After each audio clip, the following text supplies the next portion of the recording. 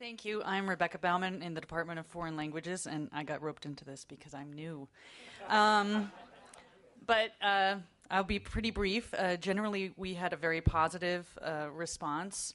We thought that the priorities were very strong, and that in general they mostly made sense. That everything really we felt was there, but that perhaps the presentation might need to be refined a bit. Even starting from the mission statement, which we felt was concise and specific, but there was certain terminology that didn't resonate with us or needed more explication. Even from the very beginning, FIT develops extraordinary leaders. There was a feeling that this word extraordinary needs to be defined or qualified, and one suggestion was distinctive. But again, that's something that can be sort of worked with. Another point that came up a bit was that at times there was language included that didn't resonate or didn't quite make sense, or that seemed more appropriate sort of in a corporate context than for an academic institution.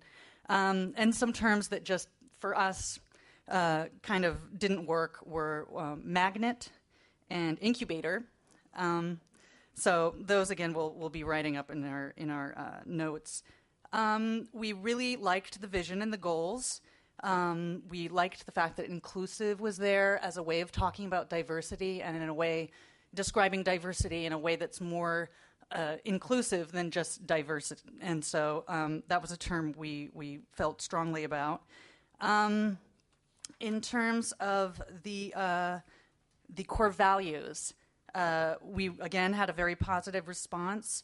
One idea was to add another value, which is balance, and that's balance student to student, colleague to colleague, chair to colleague, and so on and so forth. And this is sort of building on from the previous statement and the idea that the three schools will be balanced, but in a way that is sort of spreading even further so that there's balance everywhere, and also something that would include the grad school as well, which we also felt needed more visibility.